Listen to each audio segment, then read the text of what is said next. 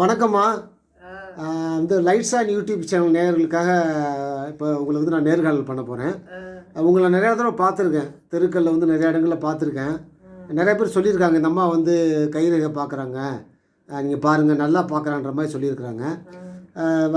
சினிமாவில் கூட திரைப்படத்தில் வந்து மக்கள் தலைவர் எம்ஜிஆர் வந்து கைரேகை வந்து அவர் பார்ப்பாராம், ஜோசியம் பார்ப்பாராம். ஆமாம், நிறைய பேருக்கு அவர் பார்ப்பாராம். அவர் வந்து ரொம்ப நம்பிக்கையாக இருந்திருக்கிறாரு. ஸோ எனக்கு கைரேகை பற்றிலாம் எதுவுமே தெரியாது. சில பேர் வந்து இது மூட நம்பிக்கைன்றாங்க, சில பேர் வந்து நம்பிக்கை நம்புகிறாங்க, பார்க்க மாட்டாங்க. ஸோ நீங்கள் இந்த தொழிலுக்கு எப்போ இருந்து வந்தீங்க? இந்த தொழிலுக்கு நாங்கள் 7 வயசுலேருந்து இந்த தொழிலுக்கு வந்திருக்கிறோம். சின்ன வயசுலேருந்து சின்ன வயசுலேருந்து வந்தாலும் கூட அங்கங்கே தெரு மேலே தான் ஜோசியம்னு போவோம். யாராவது குழந்தை இல்லாதவங்களுக்கு, குடும்பம் பிரிஞ்சு இருக்கிறவங்களுக்கு செய்வேன எல்லாம் நாங்கள் செய்து நல்லா ஆக்கிவிடுவோம். ஆக்கிவிட்டா அவங்க அது நல்லா ஆகி போயிடுச்சுன்னா அவங்க மூலியத்தில் நம்பர் கொடுத்துட்டு வருவோம். அவங்க கூப்பிட்டா மறுபடி போய் அவங்க கூப்பிடுற ஆளுங்களுக்கு செய்ய போகிறாங்க. இருந்துச்சுன்னா ஜோசியம் பார்ப்போம். இதான் எங்கள் தொழில். இப்போ வந்து நீங்கள் வந்து இதை எப்படி முறையாக கற்றுக்கிட்டீங்களா இல்லை குரு தீட்சை பண்ணாரா? எந்த மாதிரி முறையாக கற்றுக்கல, குரு சிசு போய்க்கு தான் நாங்கள் கற்றுனோம். சின்ன வயசுலேருந்து குரு சொல்லி கொடுத்து தான். புரியுதா? அந்த குரு வாக்கு எங்கள் வாயில் இருக்கிற வந்து எங்களுக்கு எத்தனை பேருக்கு ஜோசியம் பார்த்தாலும் கரெக்டாக சொல்லுவோம். அந்த வாக்கு தவறி போச்சுன்னா சொல்ல முடியாது. நாங்கள் வருஷம் குருக்கிட்ட போய் அந்த வாக்கு மூலியம் அவர்கிட்ட நாங்கள் சரிபட்டுக்கிட்டு வருவோம். சரிபட்டுக்கிட்டு வந்தால் ஆனால் வெளியூர்லாம் கூப்பிட்டா போக மாட்டோம். மதுரை, அந்தமானு, தொலைவா வாங்க ஜோசியம் பார்க்கணும்னா நாங்கள் போக மாட்டோம். அவங்களாம் சொந்தக்காரங்க வீட்டுக்கு வர வச்சுக்கிட்டா போய் பார்ப்போம். இதுதான் எங்கள் படம். இப்போ வந்து இன்னைக்குள்ள காலத்தில் உங்களுடைய பரம்பரையில் உங்கள் பேர பிள்ளைங்க உங்கள் வீட்டில் உள்ளவங்க இந்த துறைக்கு வந்திருக்காங்களா இல்லை வேற ஏதாவது படிப்பு அந்த மாதிரி அவங்க போயிட்டாங்க? எங்கள் பேர பிள்ளைங்க இந்த தொழிலே வேண்டாம்னு சொல்லிவிட்டாங்க. அவங்க படிச்சு வேலைக்கு போறாங்க. எங்க குடும்பத்துல பிள்ளையோ பிள்ளைக்கு வகுத்துல பிறந்த பசங்களுக்கு இந்த தொழில் தெரியாது, எங்க பொண்ணுக்கு தெரியாது, மருமகளுக்கு தெரியாது. அவங்க படிச்சு வேலைக்கு போறதுக்கு தான் திட்டம் போடுறாங்க. நான் ஒண்டி தான் சின்ன வயசுல இருந்து கட்டண தொழில் விடக்கூடாதுன்னு நான் சுத்துறது. அதாவது 7 வயசுலேருந்து பார்த்துட்டீங்களாம்மா? 7 வயசுல இருந்து சர்வீஸ். இப்போ என்ன வயசு உங்களுக்குமா? இப்போ 63 இருக்கும். 63 வயசு இருக்குமா? இப்போ ஒரு நாளைக்கு எத்தனை வீட்டுக்கு போய் பார்ப்பீங்க குறைஞ்சபட்சம்? ஒரு நாளைக்கு 10 வீடு 20 வீடு கூட பார்ப்போம். புரியுதா? கூப்பிட்டாங்கன்னா அவங்க குடும்பத்தில் இருக்கிறவங்க பார்ப்போம். இன்னொருத்தவங்க கூப்பிட்டாங்க பார்ப்போம். ஒரு 3 மணி 4 மணி வரைக்கும் பார்ப்போம். அதுக்கப்புறம் நாளைக்கு வரும்னு சொல்லிட்டு வீட்டுக்கு கிளம்பிடுவோம். மறுபடியும் அவங்க கூப்பிட்டாங்கன்னா மிச்சம் இருக்கிறாங்களா பார்க்கலாம்னு இருக்கிறாங்களா அவங்க கூப்பிட்டு மறுபடியும் போய் பார்ப்போம். நம்பர் கொடுத்துட்டு போவோம். ஏதாவது சாங்கி கழிச்சா குழந்தை இல்லாதவங்களுக்கு, கல்யாணம் ரொம்ப நாள் ஆகாதவங்களுக்கு, புரியுதா? அது சண்டை ஆணும் பொண்ணும் பிரிஞ்சு இருந்தாலும், ஒரு வீட்டுக்கு ஒரு செய்வினை வச்சு வருமானம் இல்லாத போனாலும் அதெல்லாம் நாங்க செய்வோம். அந்த மூலியத்துல நல்லதாக்குனாதான் மறுபடியும் அந்த ஊருக்கு கூப்பிடுவாங்க. எங்களை நல்லா போனா கூப்பிடு. இந்த ஊர் 30 வருஷமா நாங்க சுத்துறோம். இதே ஏரியா சரியில்லாத போல இந்த தெருவில் வர முடியுமா? விடுவாங்களா? அது போலதான் எங்களுக்கு ஜோசியம். இப்போ சில பேர் இதை மூட நம்பிக்கைன்னு சொல்கிறாங்களே, இப்போ நீங்கள் நம்பிக்கையாக செய்கிறீங்க, 30 வருஷத்துக்கு மேலே பண்ணிகிட்டு இருக்கீங்க, தொடர்ந்து உங்களை கூப்பிட்றாங்க. ஆனால் சில பேர் வந்து அந்த மூட நம்பிக்கைன்றாங்களே, அதை பற்றி நீங்கள் என்ன நினைக்கிறீங்க? அவங்களோட விருப்பம் தான் அது. நம்ம பிடிமானம் வைக்க கூடாது. விரும்பி பார்க்கணும்னா தான் நாங்கள் பார்ப்போம். இந்த ஜோசி மேல நம்பிக்கைன்னா நாங்களும் பார்க்க மாட்டோம், அவங்களும் கூப்பிட மாட்டாங்க. அடுத்தவங்க எங்ககிட்ட பார்த்தவங்க சொன்னாங்கன்னா அந்த அம்மா கரெக்டா செய்யுது, கரெக்டா பாக்குது, எல்லாம் நல்லது நடக்குதுன்னா அவங்களே கூப்பிட்டு பார்ப்பாங்க. அவங்க தனிப்பட்ட முறையில் பார்க்க மாட்டாங்க. இன்னொருத்தவங்க சொல்லி என்கிட்ட ஜோசியம் பார்க்கறவங்க சொன்னாதா அப்படி சொல்றாங்களா, அவங்கள இட்டுக்கிட்டு வா நாங்க பாக்கணும்னா அந்த மூலியத்துல பார்ப்போம். அப்ப ஏற்கனவே உங்கள்கிட்ட தொடர்ந்து பாக்குறவங்க இன்னொருத்தருக்கு சொல்லி விடுறாங்க. அப்ப அவங்களுக்கு ஏதோ நல்லது நடந்ததுனால தானே அதை சொல்லி விடுறாங்க இல்லையா? அப்படித்தானே? அதான் கேட்டேன்னா. இந்த கையில என்ன வச்சிருக்கீங்கம்மா? ஏதோ ஒரு இதுமே வச்சிருக்கீங்க. இது என்னது? இது பெரம்பு. என்ன பெரம்பு இது? எங்க ஜக்கம்மா பெரம்பு இது. சரி சரி சொல்ல முடியாது. ஓலைச்செவடி இருக்குது. வெளியில இருக்கிறவங்களும் ஓலையில வயசு சொல்லி போட்டாலும் பார்ப்போம். புரியுதா? வெளியூரில் இருக்கிறவங்க அவங்க அண்ணன் தம்பியோ அக்கா தங்கச்சிங்கோ பார்க்குறோம்னாலும் அதுவும் சொல்லுவோம். ம் ம் ம் ம் இது போல் ஃபோன்லேயும் கேட்பாங்க. ஓ ஓ சரி சரி சரி சரி. நாங்கள் சொல்கிற ஜோசியம் அவங்களுக்கு கேட்கும். ஓ சரி சரி சரி. பார்த்து இவங்க கேட்பாங்க, கரெக்டாக சொன்னாங்களா தப்பாக சொன்னாங்களான்னு பார்க்குறவங்க கேட்பாங்க. ஓ சரி சரி. கரெக்டாக தான் சொன்னாங்கன்னு சொல்லுவாங்க. ஓ சொல்லுவாங்க. ஏதாவது சாயங்கம் ஒரு திஷ்டி மூதேவி, ஒரு போக்குவரத்து கிரகம், ஒரு பிரச்சனை கலகம், அதெல்லாம் நெருங்கி இருந்துச்சுன்னா அது வராத சரிப்படுத்திடுவோம். நல்லா இருக்கிற அவளை. அதான் எங்க ஜோசியம். உங்களுடைய அந்த இது இப்போ இந்த ஜோசியத்தில் வந்து இப்போ நீங்கள் ஜக்கம்மா அம்மாவுடைய அவங்களுடைய வழிபாடு, அந்த அம்மாவை தான் நீங்கள் வழிபடுறீங்க இல்லையா? அவங்க தான் உங்களுக்கு குலதெய்வம். அதான் எங்களுக்கு ஜோசியத்துக்கு ஜோசியத்துக்கு குலதெய்வம் இல்லையா? ஸோ இப்போ இந்த இந்த ஜோசிய கைரேகை ஜோசியத்தில் ஏதாவது முறைகள் இருக்கா? வேறு வேறு முறைகள் இருக்கா? எல்லாத்துக்குமே ஒரே கைரேகைன்றது ஒரே ஜோசியம், ஒரே முறை தானே? ஒரே முறை தான். கையில் பார்த்து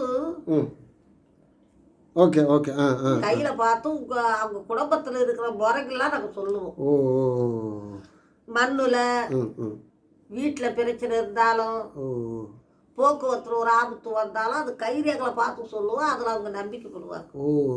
கரெக்டாக சொல்கிறாங்க. அதான் எங்கள் முறை. அப்போ உங்களுக்கு போதுமான அளவுக்கு வருமானம் வருது உங்களுக்கு இல்லை? வரும். ஒரு நாளைக்கு எவ்வளோ வரும் குறைஞ்சபட்சம் உங்களுக்கு? சும்மா கைரேகையே பார்த்தா ஒரு 1000 ரூபா அவ்வளோ சம்பாதிக்கலாம். எல்லாம் பார்த்தாங்கன்னா சாங்கி இங்கே பண்ணாங்கன்னா அதுக்கு ரொம்ப வருமானம். 2000 3000 5000 அதுக்கு மனுஷங்களுக்கு ஏற்ற வகையில் அது அந்த கிரகத்துக்கு ஏற்ற வகையில் கேட்போம். விருப்பப்படுறவங்க செய்திக்கலாம், இல்லைன்னா நாங்கள் செய்ய மாட்டோம். அவங்க சம்மந்தப்பட்டு செய்யினா தான் நாங்கள் செய்வோம். அதான் எங்களுக்கு. பிடிவாதமாக செய்ய மாட்டோம். அது கொடு இது கொடு பொருள் கொடுன்னு கேட்க மாட்டோம். அவங்களா இஷ்டப்பட்டு ஒரு புடவையோ ஏதாவது கொடுத்தா தான் நாங்கள் வாங்குவோம். விருப்பப்பட்டு கொடுத்தா வாங்கிப்பீங்க? விருப்பப்பட்டு கொடுத்தா நாங்கள் வாங்கிடுவோம். விருப்பம் இல்லாத நாங்கள் வாங்க மாட்டோம். எங்கள் வாயால் கொடுன்னு கேட்க மாட்டோம். அவங்களா இஷ்டப்பட்டு நம்ம படம் வாங்கி தர கட்டிக்கோ, நம்ம 50 1000 500 தரம் நீங்கள் செய்துட்டு ஆகி போச்சு கையில் கொடுத்தா வாங்கி. இது ஒரு முக்கியமான ஒரு கேள்விம்மா, எல்லாத்துக்குள்ளேயும் உள்ளது என்னென்னா, செய்வனை வச்சுட்டாங்கன்ற மாதிரி எல்லாருமே புலம்புறாங்க. ஒருத்தவங்க என்னன்னு தெரிலங்க, நல்லா தான் இருந்தேன், இந்த மாதிரி எங்கள் குடும்பத்துக்கு அவங்க செய்வனை வச்சுட்டான்ற மாதிரி ஒரு எல்லாத்துக்கும் ஒரு குழப்பமும் புலம்பலும் இருக்குது. இந்த செய்வனைன்றது உண்மையாம்மா? அதை பற்றி கொஞ்சம் சொல்லுங்கள். செய்வனைங்கிறது உண்மைதான். சரி. ஒரு சொத்து தகராறு, தாய் பிள்ளைக்கோ அக்கா தங்கச்சிக்கோ அண்ணன் தம்பிக்கோ இல்லை பிறண்டு தகராறோ, அவங்க நம்மளுக்கு ஒரு படி முன்னேறக்கூடாது, பள்ளத்தில் போகணும், பைத்து முடிச்சுக்கிட்டு வெளியில் கிளம்பணும். எத்தனையோ திரிசு இருக்குது செய்வன்ல, காலு கை முடங்கி படுக்கிறாவல, புரியுதா? இல்லைன்னா வீடு விட்டு வெளியில் கிளம்புறாவல, பல பேசி ஒரு பைத்துக்காரங்க இது போல அலையிடாங்களே, அது போல செய்வாங்க.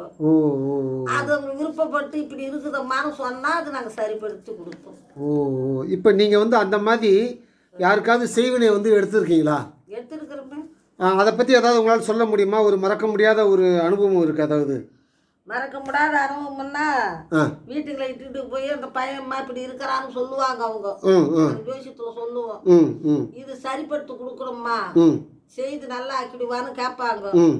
நல்லா ஆக்குவோம்மான்னு நாங்கள் சொல்லுவோம். செய்துட்டு வந்தோடனே அந்த பையன் நல்லபடியா ஆயிடுவான். நல்லபடியா ஆகி நம்ம பார்க்கறதுக்கு இப்படி இருக்கிறாங்களே, இங்க செய்து நல்லா ஆகி போச்சேன்னு அவங்க யாராவது போல கஷ்டப்படுறவங்களும் எடுத்து சொல்லுவாங்க. நம்பரும் கொடுத்துட்டு வருவோம், எங்க நம்பர். அவங்களுக்கு நம்பிக்கை. சில பேர் என்ன கேட்பாங்கம்மா, நீ செய்தா பலிக்காது பொய்ன்னு கூட சொல்லுவாங்க. நாங்க என்ன சொல்லுவோம், நம்பிக்கை இருந்தா நீங்க செய்யுங்க, நம்பிக்கை இல்லைன்னா விட்டுடுங்க அப்படி சொல்லுவோம். அதுல நம்பிக்கை இருக்கிறவங்க செய்வாங்க, நம்பிக்கை இல்லாதவங்க வேண்டான்னு விடுவாங்க.